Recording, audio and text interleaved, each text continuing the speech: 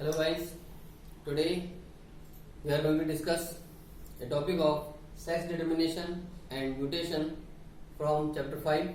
that is principle of inheritance and variation for class 12 students. Now as far as sex determination is concerned, इस field में बहुत variation है, यानी जो concept था क्रोमोसोमल थ्योरी ऑफ इनहेरिटेंस का,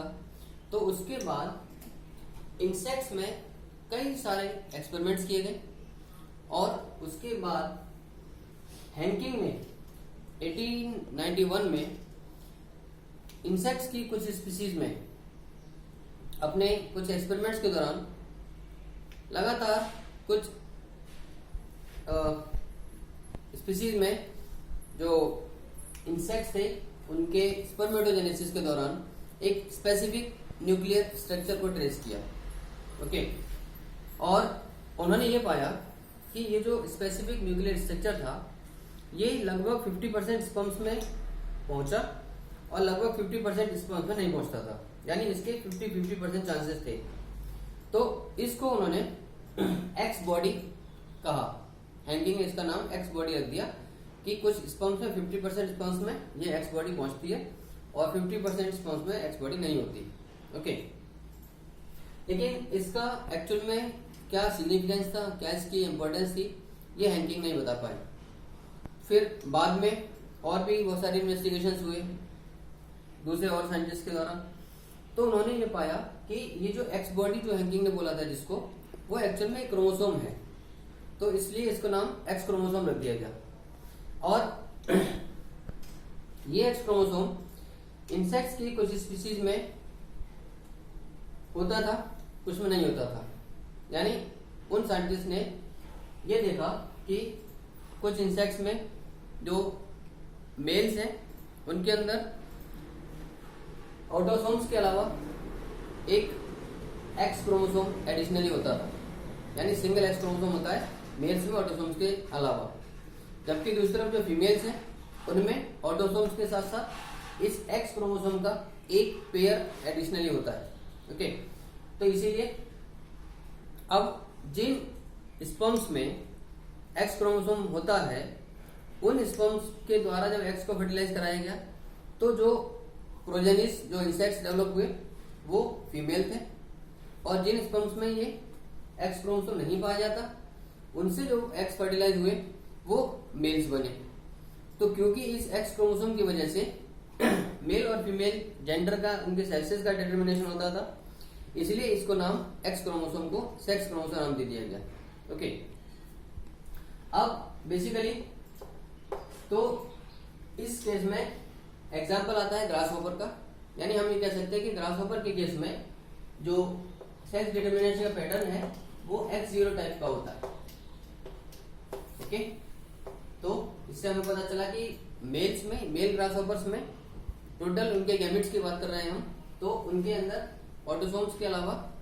22 autosome, जो भी ऑटोसोम्स का नंबर है उसके अलावा एक एडिशनल एक्स क्रोमोसोम मिल पाया जाता है, जबकि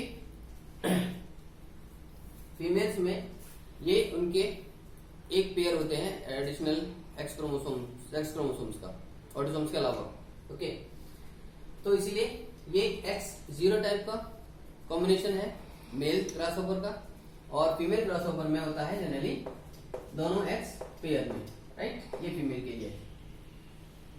अब बात करते हैं ड्रोसोफिला मेलानोगास्टर यानी फ्रूट फ्लाई की। इसके केस में और ह्यूमन बींग्स के केस में जो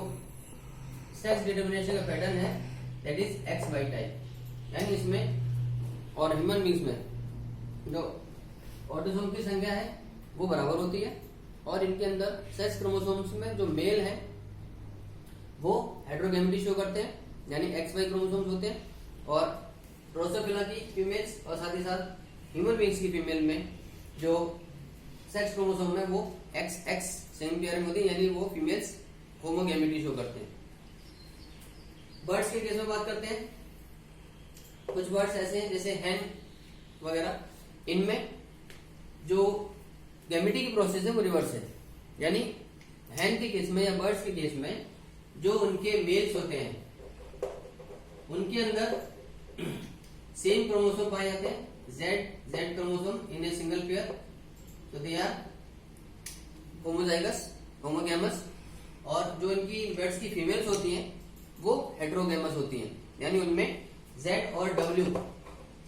ये होते हैं सेक्स क्रोमोसोम में अलग अलग प्रकार के क्रोमोसोम्स। ओके, तो ह्यूमन बींग्स के केस में जैसे आपने देखा कि अगर एक एक्स क्रोमोसोम का स्पर्म ओवम को फर्टिलाइज करेगा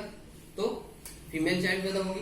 और अगर एक वाई क्रोमोसोम का स्पर्म एग को फर्टिलाइज करता है तब एक बेबी बॉय पैदा होता है।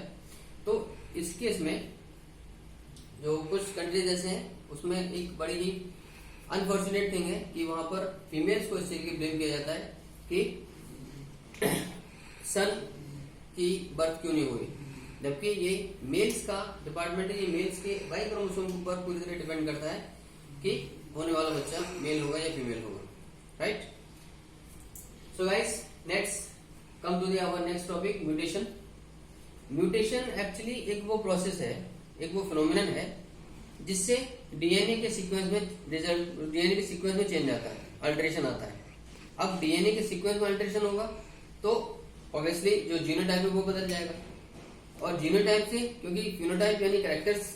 कंसर्न होते हैं तो फिनोटाइप में चेंज आता है। यानी हम ये कह सकते हैं कि रिकॉम्बिनेशन के साथ साथ म्यूटेशन भी एक ऐसी प्रक्रिया है, एक ऐसी फिनोमिनन है जो वेरिएशन को लीड करती है, राइट।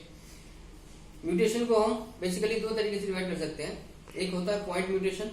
एक होता है फ्रेम शिफ्ट म्यूटेशन। यानी देखिए, हम जानते हैं कि एक क्रोमेटिड के अंदर एक हेलिक्स जो होता है डीएनए का वो पूरी तरीके से हाईली सुपर कॉइल्ड कंडीशन में ऊपर से यानी फर्स्ट एंड से लेकर लोअर एंड तक पूरी लेंथ में फैला होता है। ओके, तो इसके अगर किसी तरीके से इसमें अगर एक पार्ट या एक सेगमेंट अगर डीएनए का चेंज हो जाता है तो उसकी वजह से जो हमारा